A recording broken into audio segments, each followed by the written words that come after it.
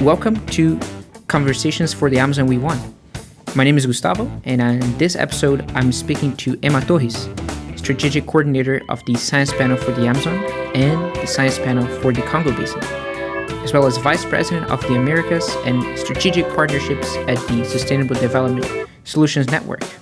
In this conversation, we will dive into Emma's background and career and explore her efforts to mobilize science-based action for critical tropical forest biomes around the world.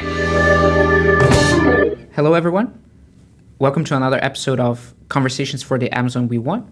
My name is Gustavo Nascimento, and I'm a member of the Science Panel for the Amazon Youth Advisory Committee, and I'm also an environmental studies and anthropology student at Brandeis University.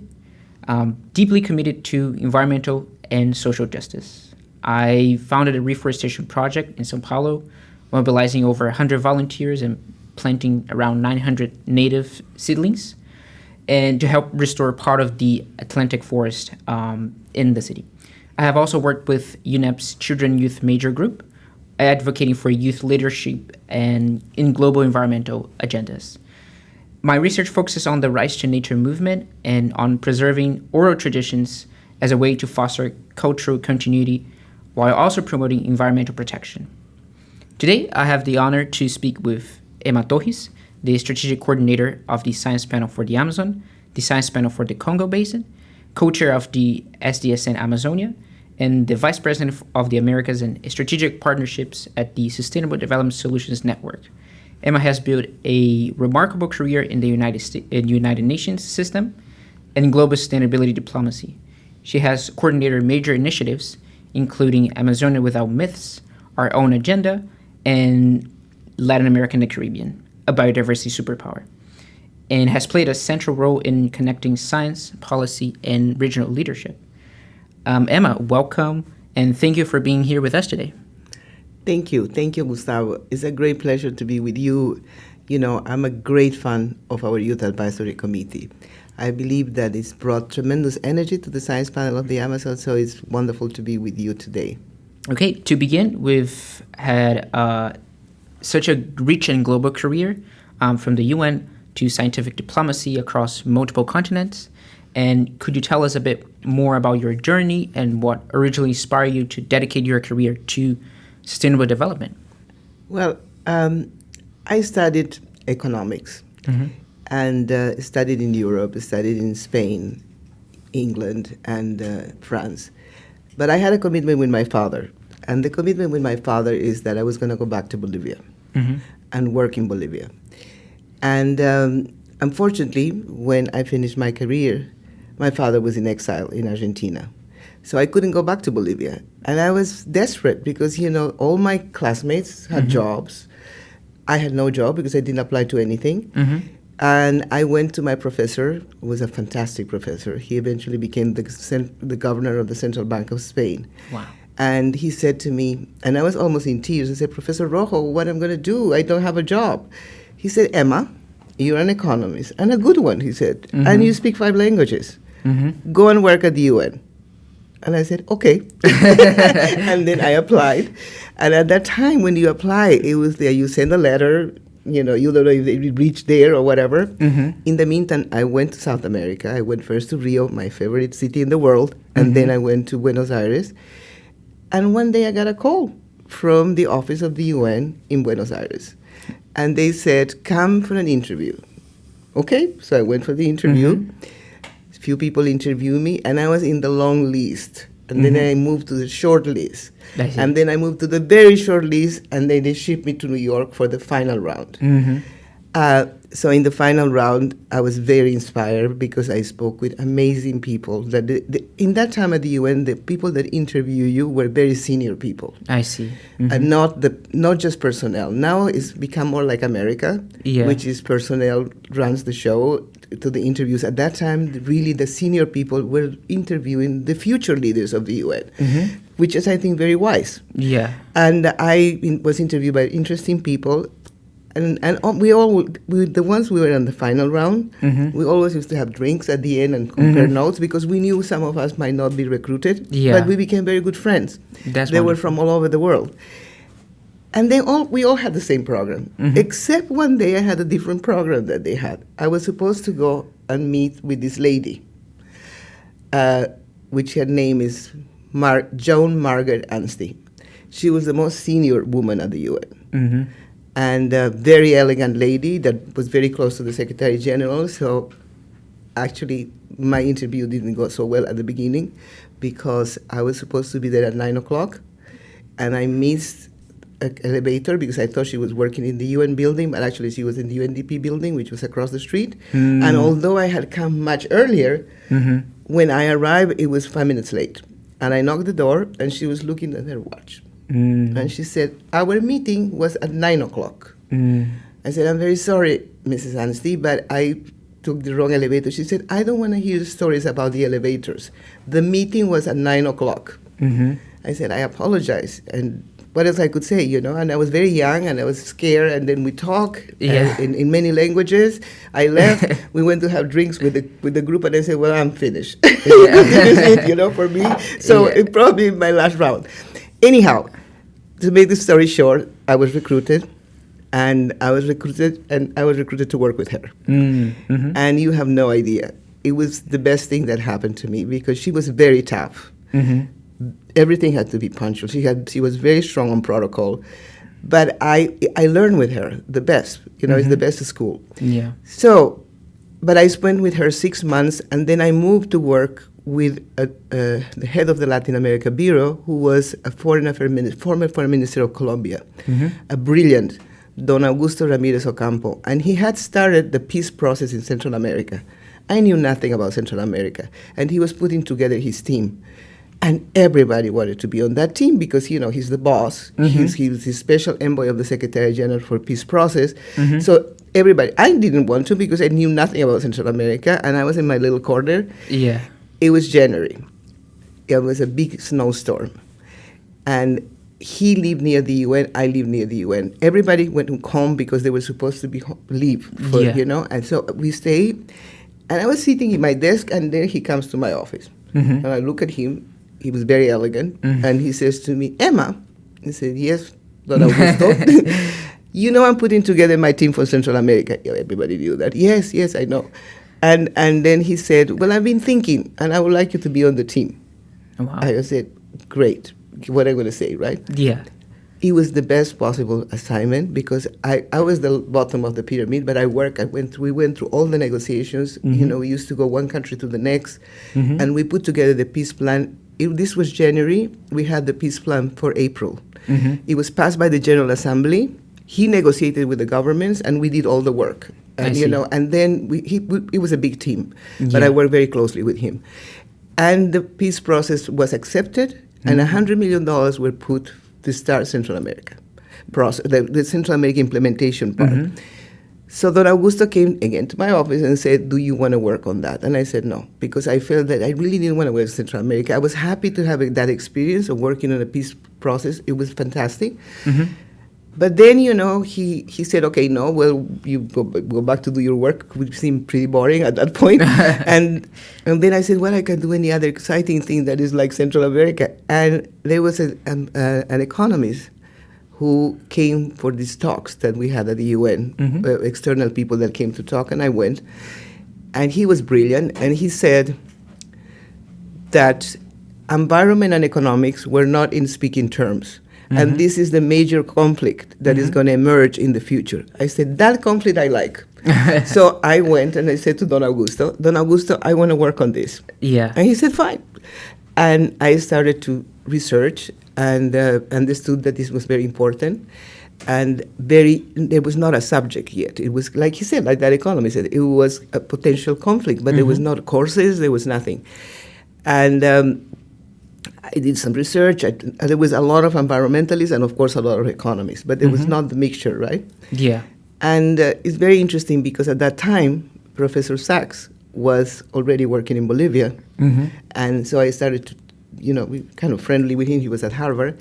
And I said, Jeff, you know, this professor says that this major issue of conflict between environment and economics. He said, yeah.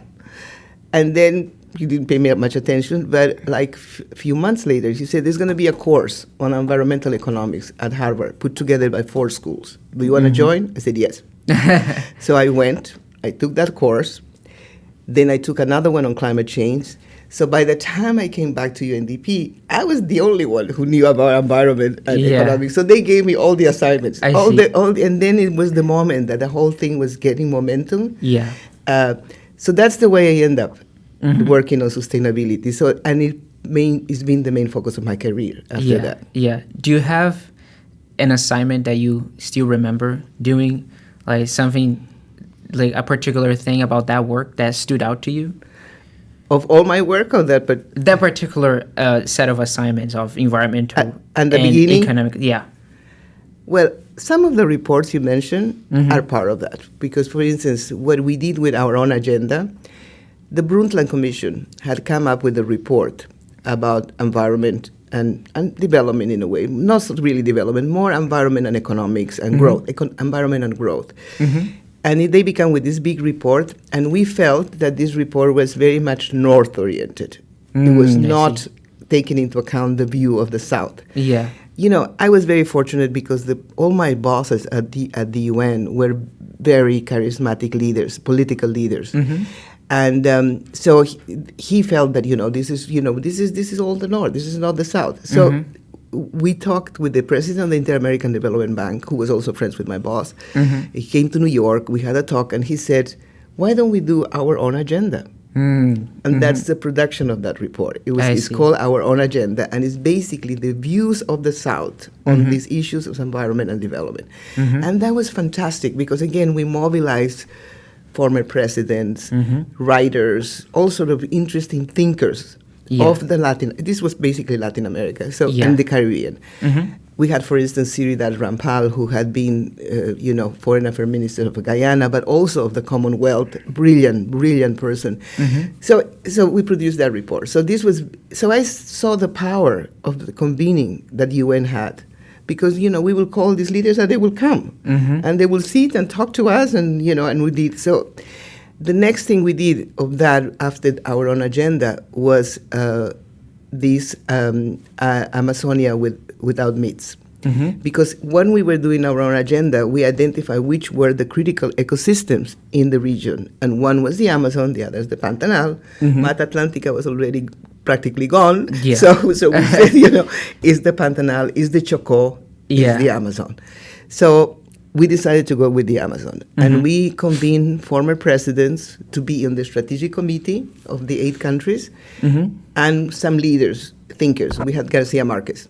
Wow. Yeah, we had Garcia Marquez, who was, can you imagine, Garcia Marquez coming to our meetings? I was like looking at him, and he was fantastic. He was wonderful. He was a natural storyteller because, we were walking and he was telling you stories, like little short stories.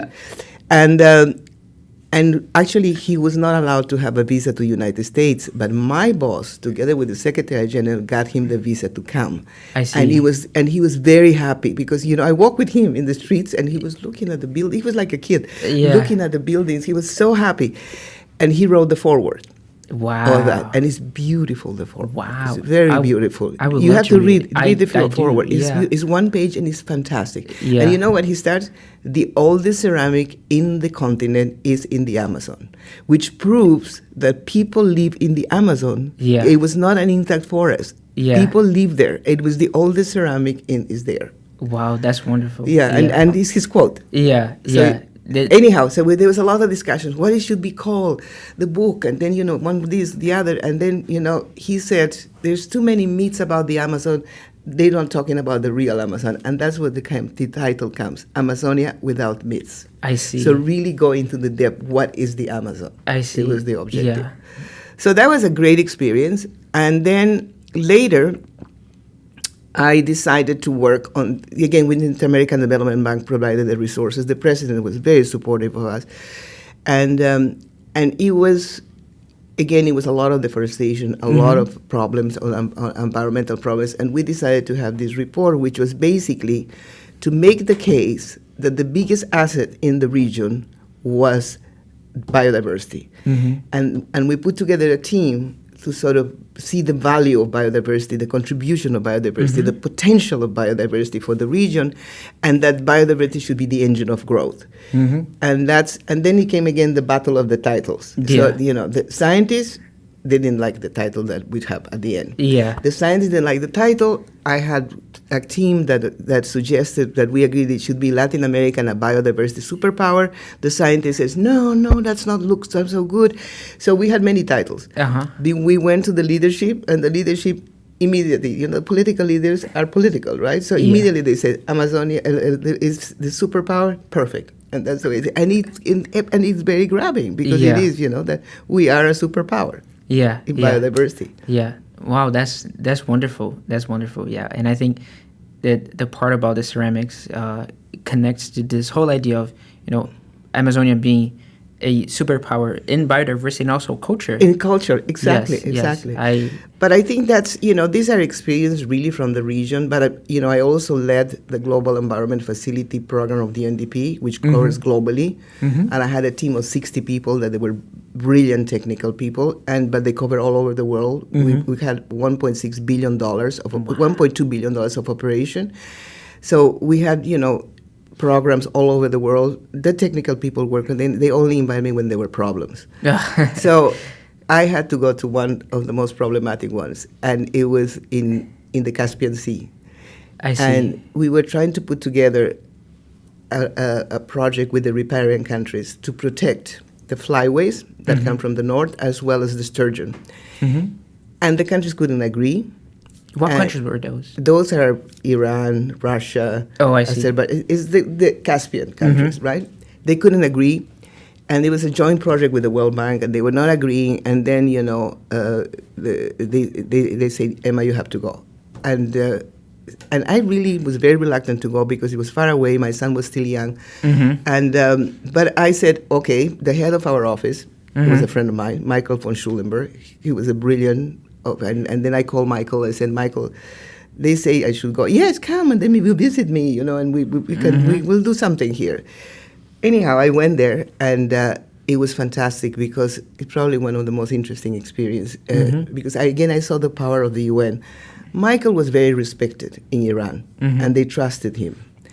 But he also came from a family that was diplomats, and his uncle was a famous ambassador of Germany that served in Russia, served in many places, and he was very prestigious. So the day we had the first meeting, we went to Ramsar, which is in the Caspian Sea. I arrived to Tehran, and then we went to Ramsar. So when I arrived to Ramsar, we had cocktails because the meeting started the next day. So we started shaking hands with all the representatives.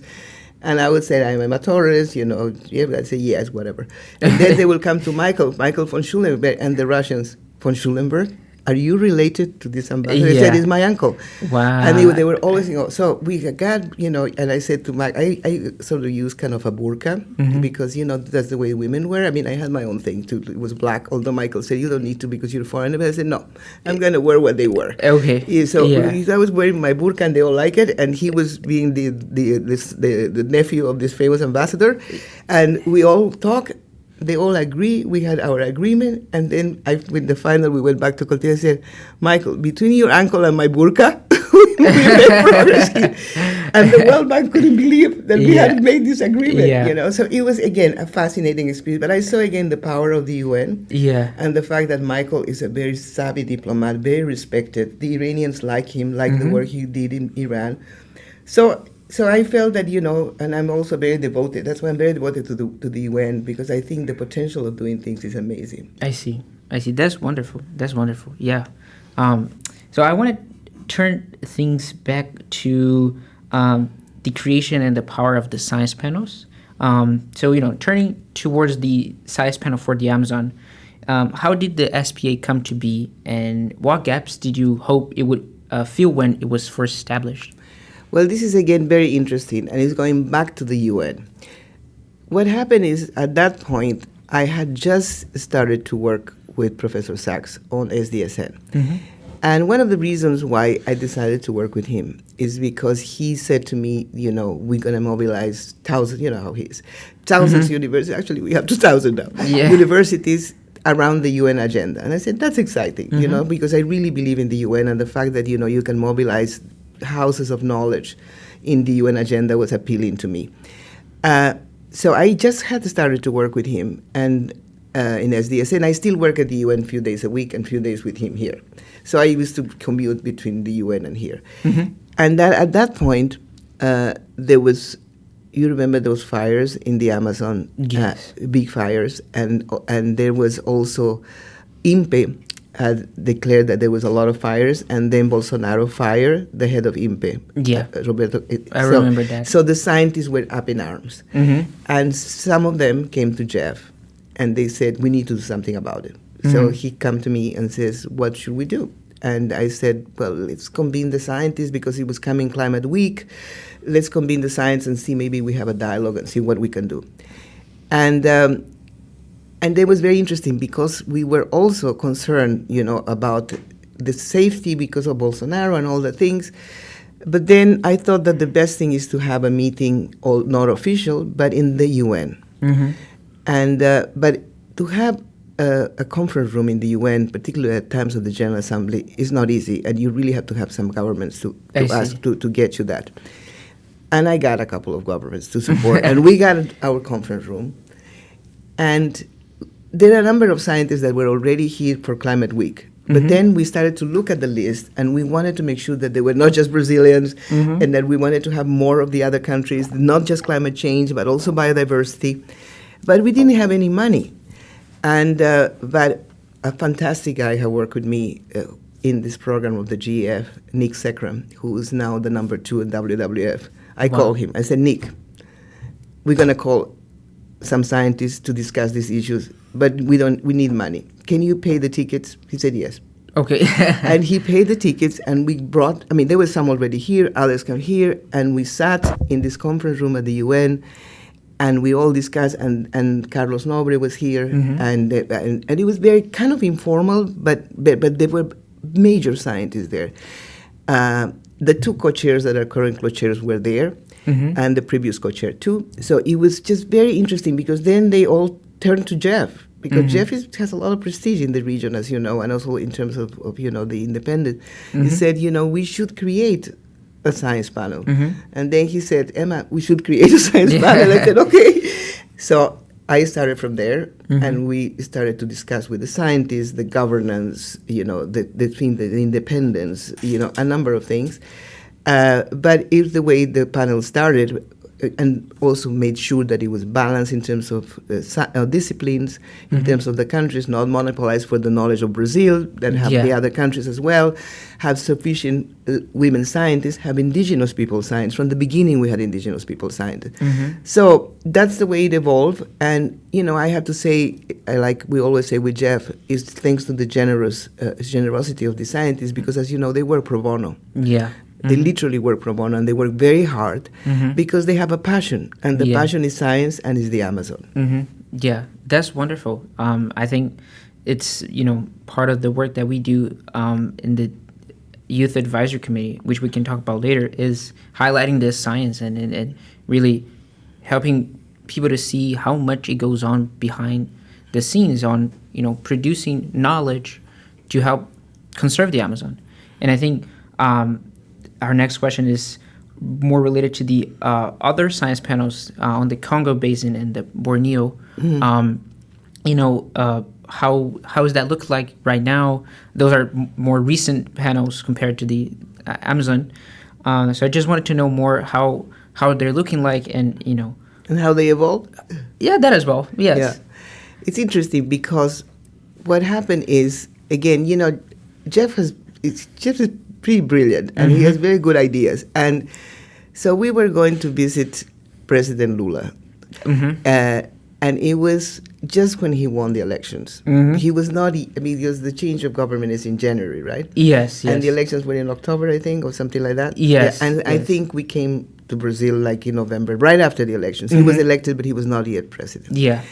And we saw a lot of the people that were advising him, including, including Mercadante, who was his chief of campaign, who was now the president of the National Development Bank of Brazil. We saw many of them, and we talked. about and Jeff was very, very strong in saying the potential leadership of Brazil in the world and, the areas and so on. And he mentioned that, the tropical forests were an area where Brazil can definitely have a leadership. And we continue with that. And then we felt, that, of course, the Brazilians on their own were doing their things, including, as you know, the last thing is this tropical forest facility, right? They also have a lot of exchange, and they also have embassies in all these countries. It's one of the few countries of the South that have embassies in all the African countries, and including the tropical forest also. So after that, we decided, it would be very good to have science panels also for the second largest forest, which is the Congo Basin, and then Southeast Asia. But we started with Borneo because it was more manageable at this point. Yeah. But it's going to be expanding. But also, we already had some experience because, we had already know the issues and how to manage. So Congo could benefit from all that. And we are very happy that, Congo has produced this report. It's the first one ever that the whole Congo produces a report like that. And it's providing the basic statement of where are they from a scientific point of view. And there is a lot. I mean, is like the headlines on the press and the media is the second most important forest is the less research and underinvested. Yeah. So the more reason why we need to really work and and build the scientific capacity and so on. But I'm very enthusiastic because we're able to mobilize 170 scientists that are working there. Yeah. And so the idea in Borneo also had like 200 scientists. So altogether, we have mobilized close to 900 scientists to produce these 3 reports. Can you imagine? It's fantastic, right? Yeah. But also 900 scientists that could inspire younger people, but also can reach policymakers. Yeah. And so this is the work we do now. I mean, in the case of the Science Panel of the Amazon, we engage a lot with policymakers. We have just signed an agreement with OTCA. So we can contribute to their discussion. As you know, OTCA is the cooperation of the countries. It's the official governmental agency of the Amazonian countries. But also, we had a number of dialogues with governments, with the financial sector. The BNDES created a fund called Restoration Fund, inspired by the 2 policy briefs that the panel produced. So we can do all that in Congo too. We're not there yet because we just started with the first assessment. But this morning, before I came here, I was in a call with the Scientific Steering Committee of the Congo Basin, and we were already discussing what are the policy briefs we should have. Yes. And I suggested that we should have particularly the tipping points because they don't know if they have or not tipping points. The Amazon knows. Yeah. At least what are the potential areas of tipping points. The Congo doesn't have because there's not enough research.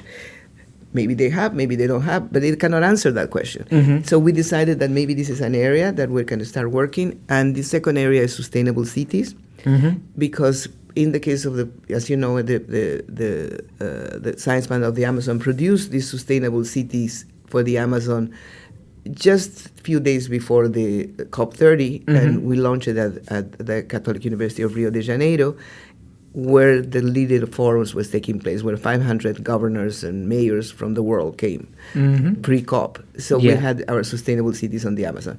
But where really a lot of cities are going to be built is in Congo, because Congo has a rapid growing population. So a lot of cities going to be, so this issue of sustainable cities in the tropical forest is critical. So I think we're going to do lots of these kind of things. That's wonderful. That's wonderful. I think it really highlights the power of the science panels. You've mentioned the importance of translating scientific knowledge into action. And in your experience, what is the key thing to ensure that science is truly influences decision making and decision makers, and guides effective conservation strategies? And do you have any stories or anecdotes where, or additional ones, where the science has really informed policy and be the major background of knowledge for a specific policy? Yeah, I think obviously it's critical, first of all, that there is science and research independent of policy, right? Because you need to understand things. For instance, you have to understand what is the state of the basin. And that's a lot of scientific research. But so you need to be based on basic science and research. But then you have another layer, which is the next step. Okay, so you find out a number of things. So if you want to make changes, you need to be involved with policy, and you need to be with decision makers. And decision makers speak a different language. So the first thing is to translate all this knowledge into language that they can understand. That's number one. Number two is also to be aware of what are the needs of those policymakers. Because, you know, a lot of policymakers might want to do the right things, but they don't have the answers, and the scientists are doing something else that is not what is relevant to what they want to make. For instance, that's what I say, sustainable cities. Sustainable cities are going to be built, whether we like it or not. They're going to be built because population is growing. So the scientists have to, instead of just looking at some of the issues, they could focus and say, okay, what would be a sustainable city in a tropical forest? So it could give inputs and answers to demands that come from policymakers. So I think this is the key. On one hand, to do, for instance, with the tipping points, understand the tipping points and then reach out to the governments because this is an emergency. Or like in restoration, it's critical to do restoration. You need hundreds and hundreds of $millions of dollars, and that could conserve. And that's why we reached to the National Development Bank of Brazil, who has the investment instruments. But you gave them the knowledge and the possibility. We are having a lot of dialogues with the financial sector in the different countries, providing the risk. These are the risks, and those risks would affect all your business. But those also are the opportunities. You can the opportunities investing on social bioeconomy, investing on cities, investing in sustainable infrastructure. So I think is that kind of a bridge. On one hand, finding issues that are critical, but at the same time listening from the other side. I see. And I think the UN is fantastic in that because you're forced. But also, you know, I was talking to the scientists when we were thinking, he said, this, and I said, this is not a political group, this is a scientific group. But we're also not politically deft. Yes. And that's the key. So you have to hear. You have to hear. But you have to do your own independence. But you have to hear. You have to see what are the political leaders trying to do. And I think that's, for me, that's the key. Yeah. Okay. That's wonderful. Yeah. I think finding that balance. And we just came back from COP30. So I wanted to ask a question about that. You know, we've been talking about science and policy was really on the highlights the past few weeks. And then how do you expect the key outcomes of COP30, especially the most positive ones, which are a lot of them, to shape the priorities and negotiations heading to the next COP31? Yeah. Well, first of all, we got to see the COPs as a process, right? And I think the most important thing is that, you know, first of all, as a Brazilian, you should be very proud that Brazil is always being home to very interesting negotiations on sustainability. I feel that, you know, it's kind of, I always used to say that Rio is the capital of sustainability.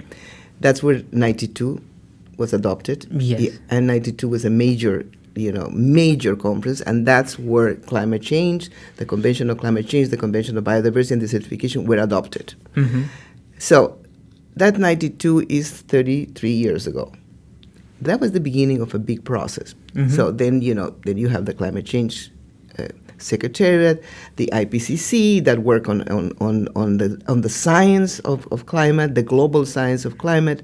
Then you had the Biodiversity Convention that work on the ecosystems and the biodiversity of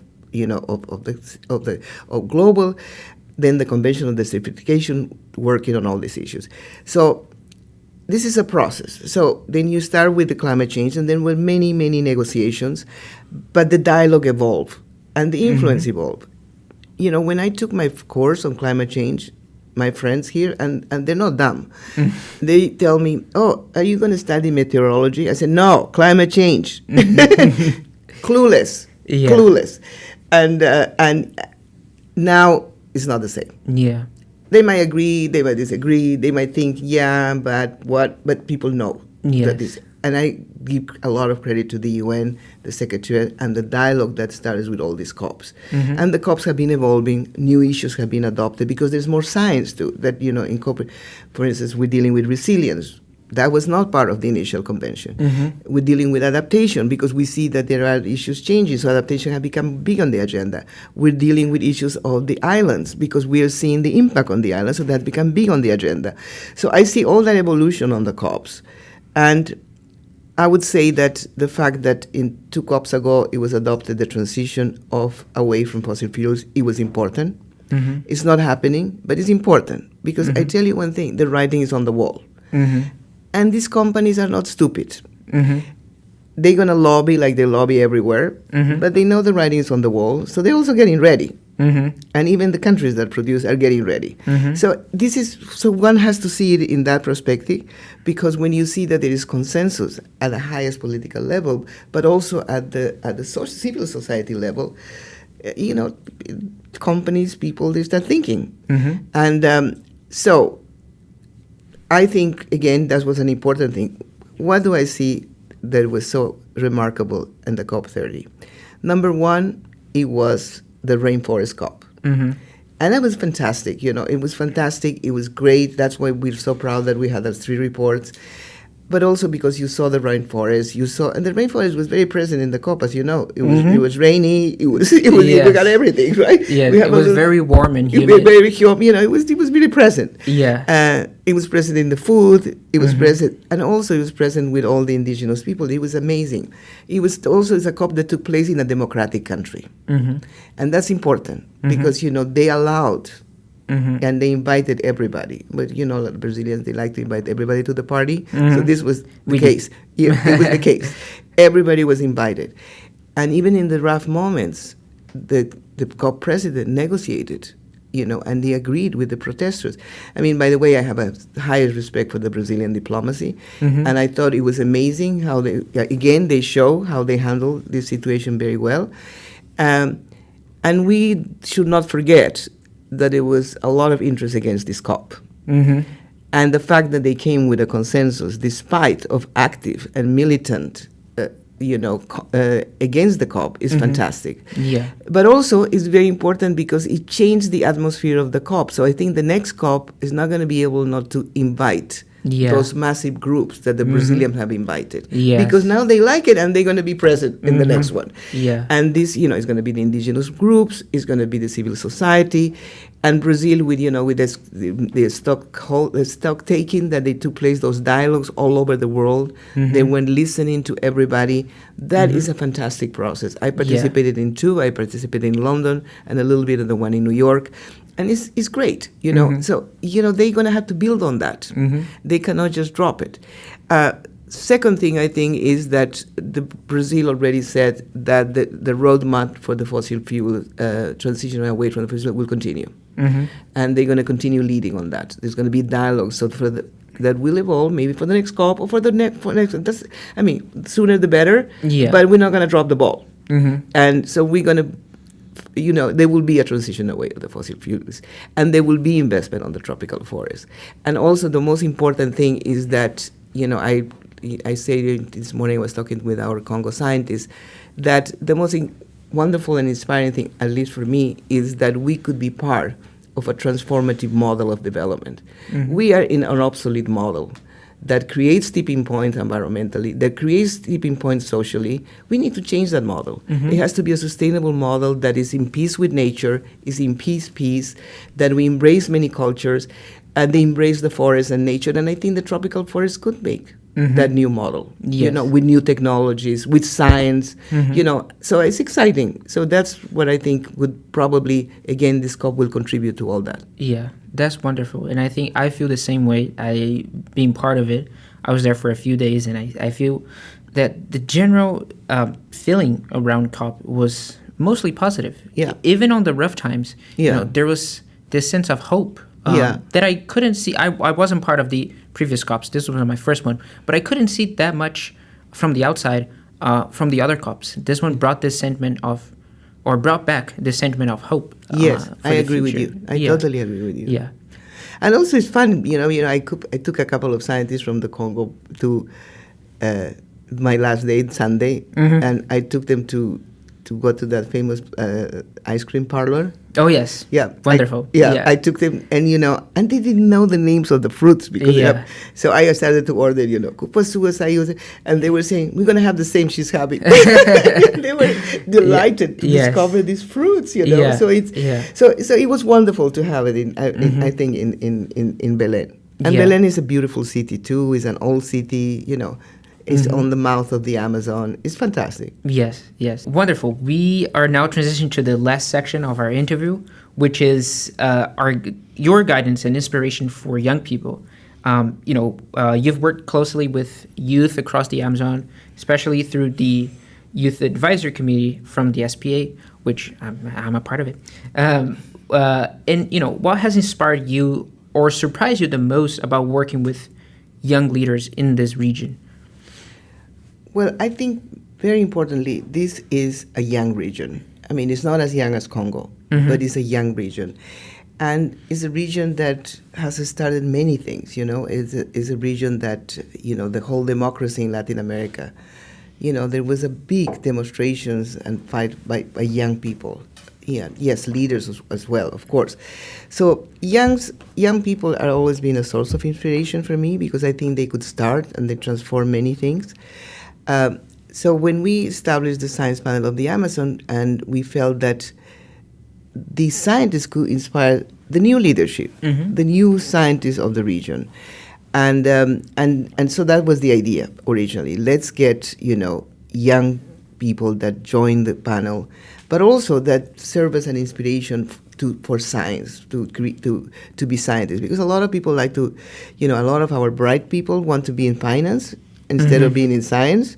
So I think it's very important that we have brilliant people on science, because that's the way we can transform, and make sure that our superpower on biodiversity generates development for the region. So that's the reason why I was very motivated that, and particularly having so many talent scientists in the panel. It's unbelievable, and they could serve as inspiration for young people and also get young leaders that could inspire more young people in all this field. So that's the reason why I thought it was very important to have the Youth Advisory Committee, and we got support to establish then, and I'm happy that it's working very well. You are very active, and you're doing many fascinating things. And when we met in Belén, you came already with a pipeline of more ideas. Yeah. So I think it's fantastic. So so that's, and we are going to establish one in Congo now. We're at the very beginnings, obviously, but even at the very beginnings, we'll consult with you because you already have the experience of establishing, so we'll do that too. Yeah, wonderful. Looking forward to that.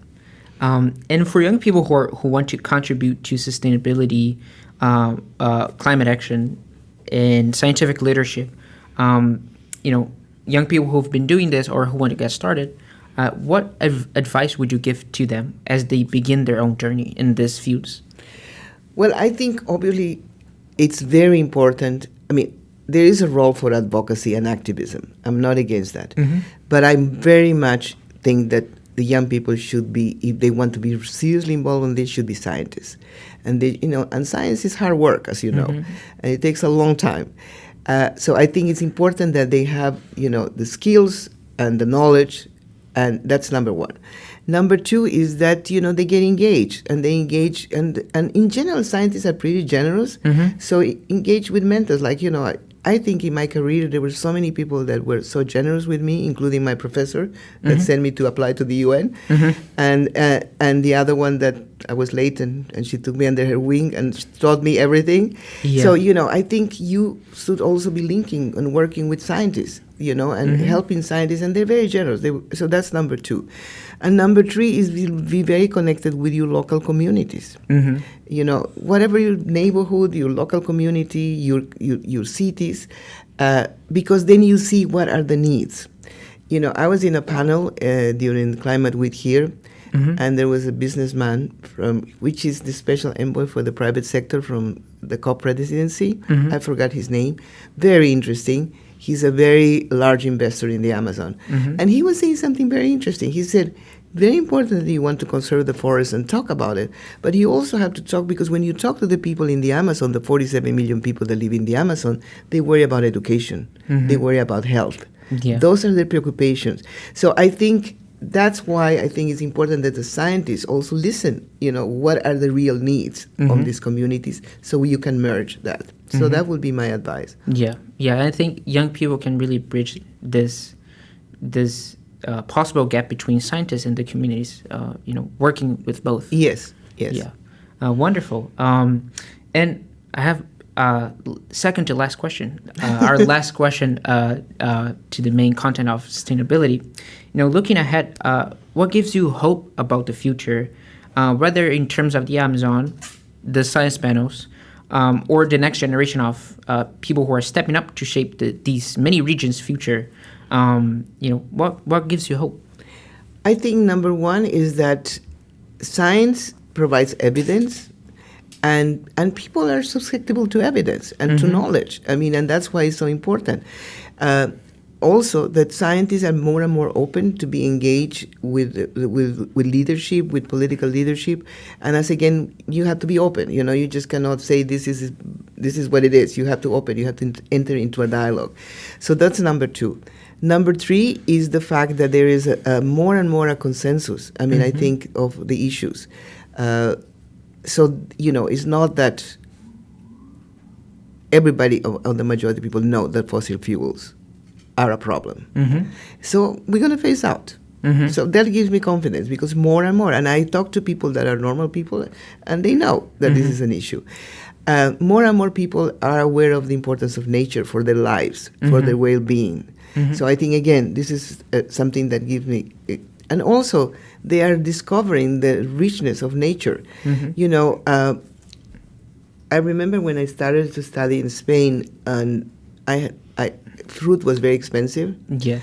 And the fruit that you had in is Mediterranean fruit, so it was pears and apples. And I used to miss my fruit. Yes. My fruit from Latin America.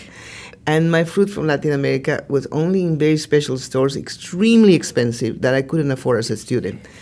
And when my father came to visit me, he said, what would you need, And I said, I would like to eat more fruit.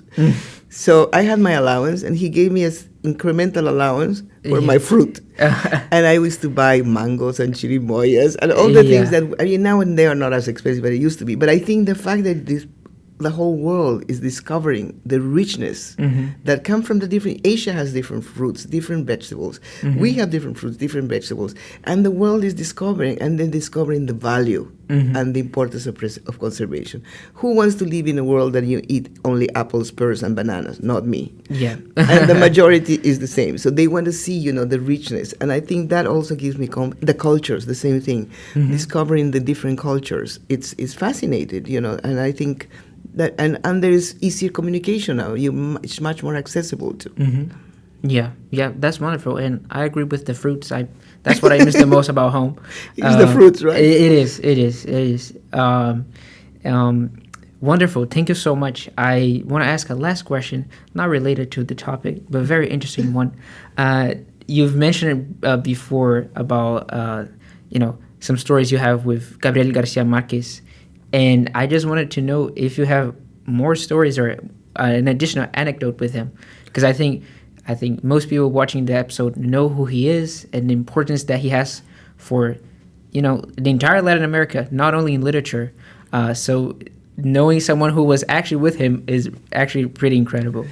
Well, there were many, many, many stories, because as I was telling you, he's a storyteller. He was a storyteller. Yeah. So he will tell you little stories of everything. You got into the elevator and he will tell you an elevator story. But I think perhaps one of the stories that, was very powerful for me was the fact that, he had this passion for young writers. And he had the patience for young writers. And I remember we were walking at the UN, and he was like, beyond like a movie star, right? Yes. Beyond. So everybody will gravitate towards him. And there were a couple of young ones that came with his book, I have his book too, 100 Years of Solitude. I went, Gabo, can you sign the book? Yes. And he signed it for me, and he designed a little daisy. And for me, I'll show it to you. It's so beautiful. Yeah. Anyhow, he had the patience to these young people to talk about writing and the fact of writing and the discipline of writing. And I told my son that. Garcia Marquez got up at 5 in the morning, and he wrote every day until noon. Wow. Every day, whether he was traveling or not traveling. And then he engaged with the world. And the wife told me that nobody could interrupt him. Yes. And she said, I used to leave the food in front of the room, so maybe he would get up and get something to eat. He wrote every day. So that's what he told to the young scientists. You want to be a writer, it's not just being creative. You have to have the discipline, which means write every day. Like he write until noon, and then he did other things, engaged with the family. When he was famous, he had media, whatever. So I think it was good because and the young ones will look at him and and say, well, he's a writer, right? He knows what he's telling us. So it was wonderful. So that was a great story. But the other story is really the importance of what he put, this thing that connected immediately the Amazon with the old cultures of the Amazon. I thought it was amazing. Even the other people didn't know that all this ceramic in the continent is in the Amazon. Not in the Maya region, not in the Inca region, which are the most known, but in the Amazon, which is great, right? Yeah, it's wonderful. It's quite amazing. And he knew. Yeah. I didn't know. I mean, most of the scientists didn't know.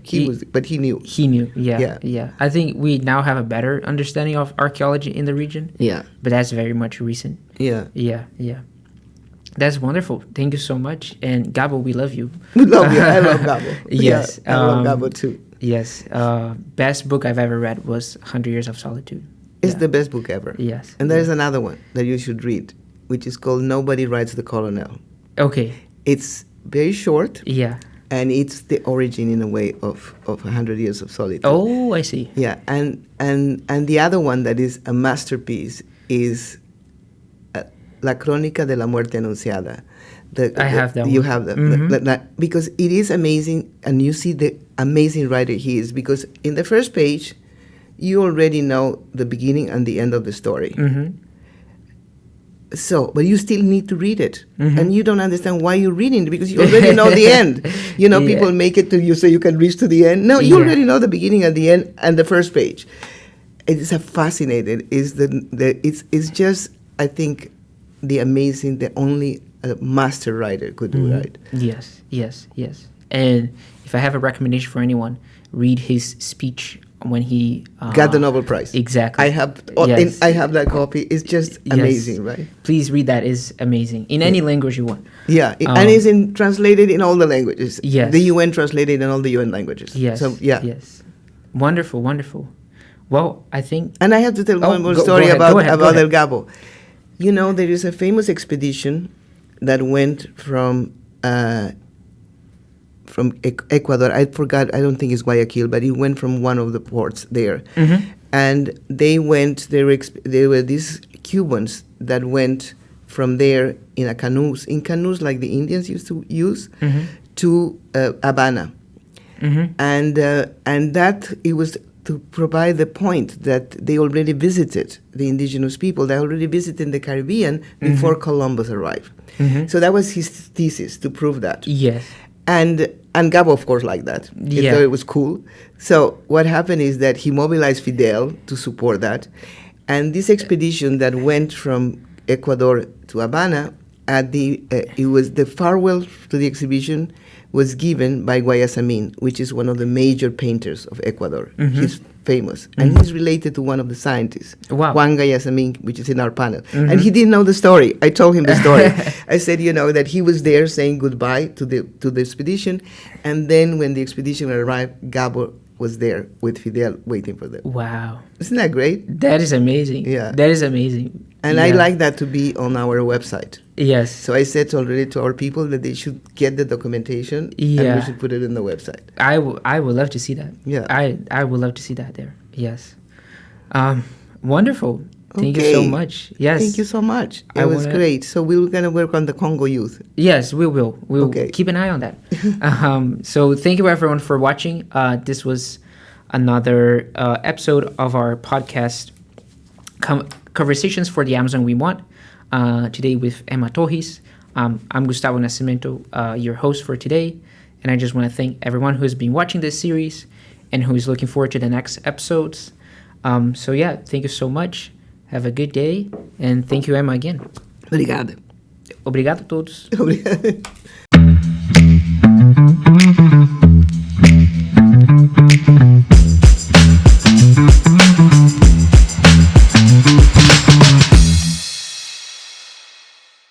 This podcast is an initiative of the Youth Advisory Committee of the Science Panel for the Amazon.